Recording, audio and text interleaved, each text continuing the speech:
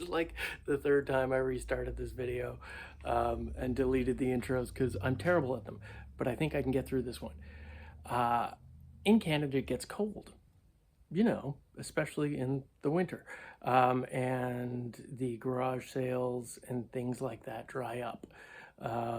So I don't get as many finds. But the nice thing about having a retail store, brick and mortar, is the people bring stuff into me. And case in point, I got a guy brought in, actually came in the store, asked, "Do you buy records?" And I just kind of pointed to the ones that I had and said, "Yes." I just touched my face. And he said, "Okay, I'll be back in a minute." Brought in 2 boxes of records and a pretty nice turntable. Not like super audiophile quality, but good introductory turntable for somebody who's just getting into records or getting back into them. You never know. And a few other things which didn't interest me, like a VHS DVD combo. Wasn't a thing that I was that interested in, although I do get asked for VHS players. Maybe I should start buying them. Anyways, he just basically threw those in at the end because he had no reason to take them back home. So yeah, we'll go over those real quick. There is nothing super rare in here. I will tell you that from the start. It is mostly bread and butter stuff that sells on a slow but regular basis through the store, and that is what a good, say, 70% of my business is just bread and butter stuff. I live for the rare pieces, but that's because I have a pretty big record collection, which, by the way, if you want to go see, I have started documenting my record collection in other videos. There's a playlist for that. I'll put it somewhere in the comment section down there. I don't know where down there is. Whatever. Anyways, but yeah, the rare stuff I do sell, but not as much and not as steadily as the more common bread and butter stuff. When people are starting out their record collections again, they want copies of, I swear, every person who comes in who's like, "I'm rebuilding my record collection. What's a copy of Dark Side?" Which, is good record. And so I try to buy up all those I can. Unfortunately, not in this collection. But there was some Floyd in there. Anyways, I'll stop babbling and just show you what I got. Okay, so as you can see, there are the 2 boxes of records. I'll bring the turntable up after this and we can go over that. It's a Technics, and I think I forget the model number, but I'll see it when I bring it up. So we'll just go through these right now. The condition is pretty nice on all of them. I gotta admit that. The guy did take good care. 1 or 2 of the sleeves have a bit of a bend in them. Didn't affect the record, so I'm pretty happy with that. So we'll get into this. Pink Floyd's The Final Cut. It's the gatefold Canadian pressing. This was a little disappointing because I was like, oh, look, the box set, which is always in demand. And I'm not going to be able to do this with one hand. Or maybe I will. There you go. Just to show people. So as you can see, the slide out cardboard tray is in there. The record itself is there, but unfortunately there is no booklet. I asked, did he happen to have it at home? He said he would look, but he doesn't think it's there, which is a bit disappointing. But you know what? I may actually have another copy of this booklet someplace, because I know that I had one where the pages were a bit loose, and it didn't come with the box set, so maybe I can, if I can find it, I can put those 2 together. If not, somebody still probably want it, just and then they can track down the booklet.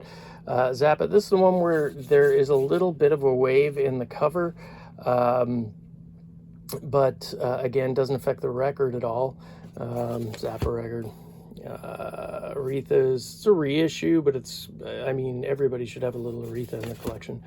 Supertramp, Toto. These are records that in the past, would sit around for a while. Now they move a lot quicker than they used to, that's for sure. Dire Straits' Love Over Gold. This is a great Motown comp.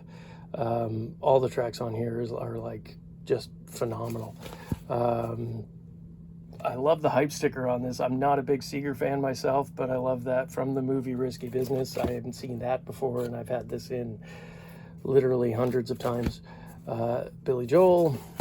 This is the blue vinyl edition of this. I don't know how much harder it is to find than the original, but it is noted on there. Duran Duran's Arena. Billy Joel's The Stranger. The Nuge. And American Graffiti soundtrack, which I get asked for quite a bit.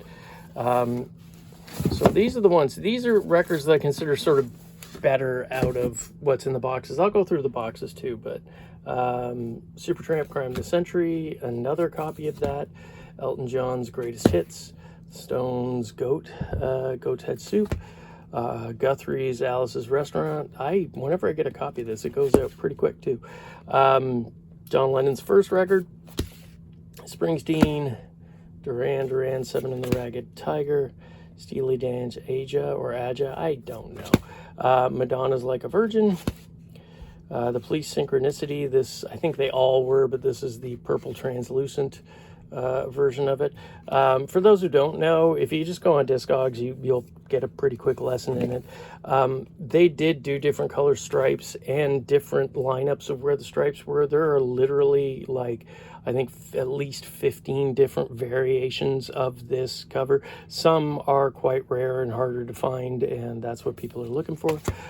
Deep Purple's Machine Head, Gatefold, Michael Jackson's Thriller, pretty much in every record collection. And then what do we have here? Oh, Phantom of the Opera soundtrack. I know somebody will want that. I have someone who collects musical theater soundtracks. So there is that. Now, we'll do a quick flip through these because there's still some good stuff in here, but nothing crazy. So ABC's Lexicon of Love, Genesis Duke, Joe Cocker, Sheffield Steel. Don't see that too often.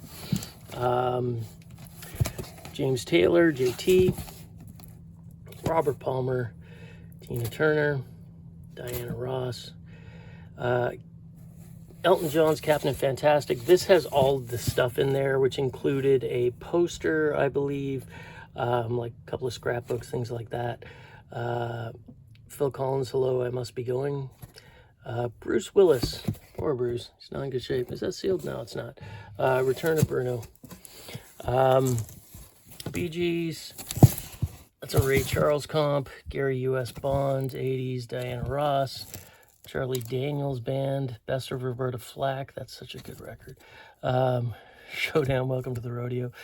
Barry Manilow, some of these will probably end up in my dollar bin. Valdi, Kool and the Gang, Chris Christopherson, Man and His Songs. That's kind of, I think, I haven't seen that too often. Die cut cover, Cheryl Dilcher. Let's see what's in here. Stars on Long Play. Jim Crochet's Greatest Hits. Bread. Best of Bread. The soundtrack for Eyes of Laura Mars, which I think was Streisand. The Bee Gees, Pointer Sisters. Kenny and Dolly, Once Upon a Christmas. Dang, if I didn't have this like a month ago, people would have bought it in a second. I'll put it with that Christmas box that I don't know where it is. The Best of Procol Harum. Another copy of Showdown. Welcome to the Radio. Oh, man, I forgot. Yeah, he did say there was a bunch of Christmas stuff in here. Oh, well, month too late.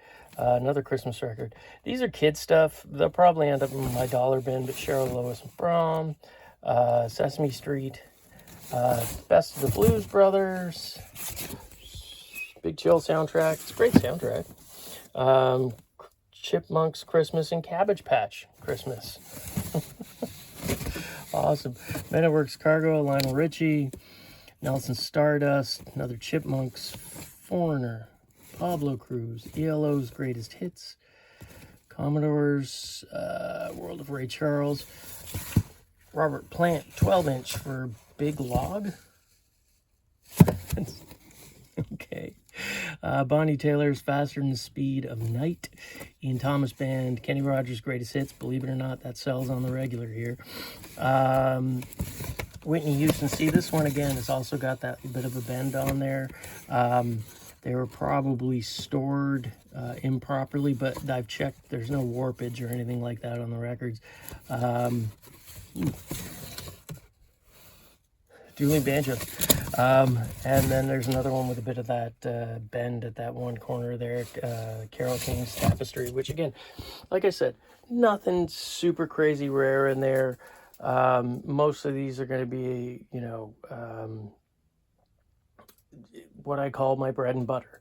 There's always people, just when, you would think Supertramp's Crime of the Century, everybody has a copy who wants one, but no, I keep finding out more and more and more. And whenever I bring it in, it goes, I don't even notice it selling. That's the thing. It's just all of a sudden somebody will say, hey, do you have Crime of the Century? I'll be like, yeah, I probably got a copy, and I'll go look, and it's not there. So yeah, glad to have those bread and butter to put back in. There's standard sellers. I forget how many were here overall. I initially pulled out about 8 to 10 that I was going to keep. And I said, I'd take these, and I offered him, basically, it was like $30 for them. It was $5 a record for like the Zappa, the Floyd, and things like that. And then he was like, well, you can have them all for 50. And I'm like, okay. And he's like, tell you what, give me $100 for everything, including the VCRs and the turntable. And I was like, sure.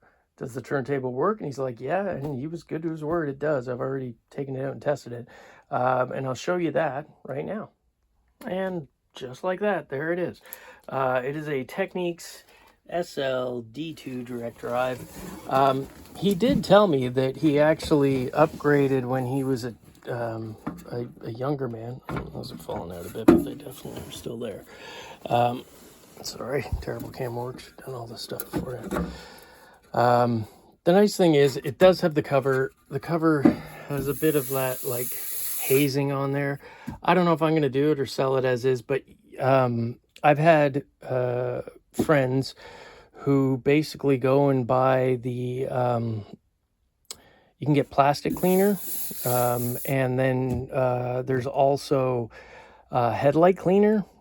I haven't done it. I don't know if it works. Check out other videos on YouTube before giving it a try, but apparently I've had friends who try it and it cleans up really nicely. So that's something you guys might want to look into, but again, go on YouTube and see somebody actually do it first. So it is a Shure stylus on there, and I'm not sure what the cartridge is, but he said he upgraded both from what they are, so that alone is a pretty nice little stylus. The going prices on these seem to be anywhere from like $150 to $300, depending on how clean it is. I would think I could get $150 for it, maybe, especially with that stylus on there. It's a good intro turntable. It's not just a good intro turntable, but I mean, if you're not needing like $1,000 starting point, this is a good intro turntable. And I do get a lot of people who ask me for them quite a bit. It's got pitch adjustment on there and everything, start stop. So yeah, was basically essentially he just threw this in. And I'm not going to go drag those out but there were 2 VHS DVD combo players with the remotes and boxes, and he was just like, I am just getting rid of all this stuff. It's just taking up space. And so yeah, all in, it was $100 for everything, which a lot of these records are going to end up in my dollar bin, but there was more than enough there to make it worthwhile. And then the turntable will be some of the profit in there, I think. So pretty happy with that.